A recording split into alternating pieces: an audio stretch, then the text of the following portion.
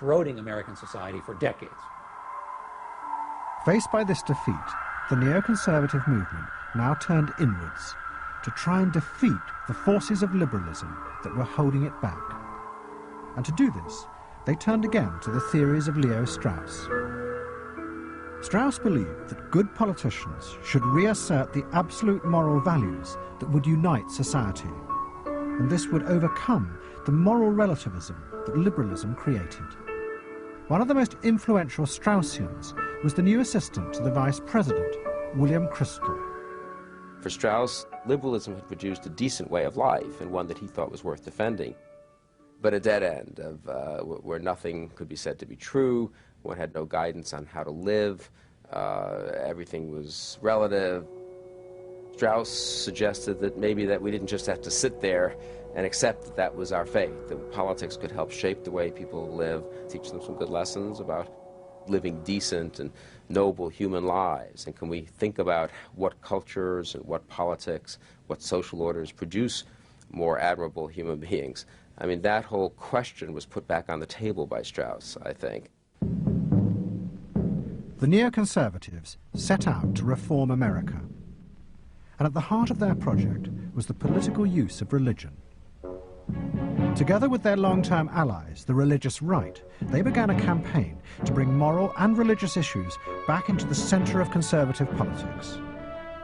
It became known as the Culture Wars.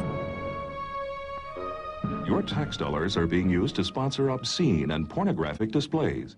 I don't like Jesus Christ, who is my Lord and Savior, being dunked in a vat of urine by a homosexual and then have my money to pay for it. I think that's obscene. Satan, be gone! Out from this moment on! Come on! For the religious right, this campaign was a genuine attempt to renew the religious basis of American society. But for the neoconservatives, religion was a myth, like the myth of America as a unique nation that they had promoted in the Cold War. Strauss had taught that these myths were necessary to give ordinary people meaning and purpose, and so ensure a stable society. Do you ever worry that they're playing too much Nintendo? Oh, not anymore. See, Matt has Bible adventures. They're actually learning Bible stories while they're playing Nintendo. For the neoconservatives, religion is an instrument of promoting morality. Religion becomes what Plato called a noble lie. It is a myth which is told to the majority of the society by the philosophical elite in order to ensure social order. What better way to enjoy God's creation than a praise walk? Integrity, music, fitness. In being a kind of secretive elitist approach, Straussianism does resemble Marxism. These ex-Marxist, or in some cases ex-liberal Straussians, could see themselves as a kind of Leninist group. A Leninist group. Who have this covert vision which they want to use to affect change in history, while concealing parts of it from people incapable of understanding.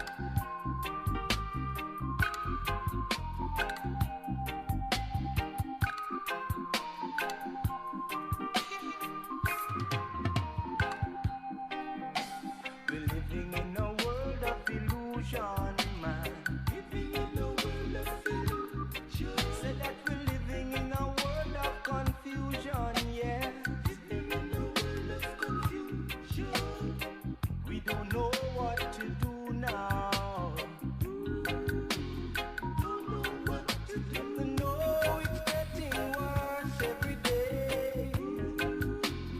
Oh, it's getting worse. The tug of war system, Jack.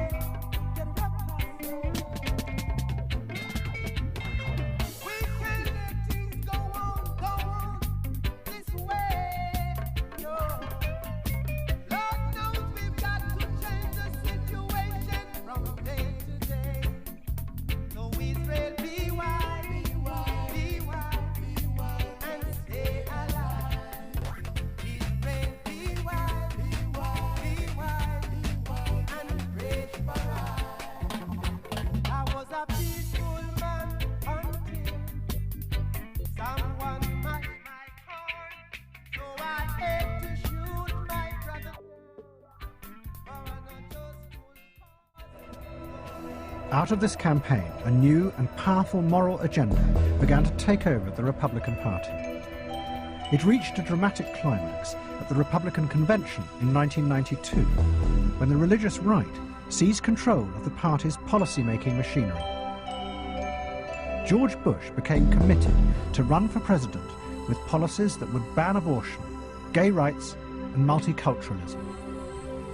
Speakers who tried to promote the traditional conservative values of individual freedom were booed off the stage. I happen to think that individual freedom should extend to a woman's right to choose.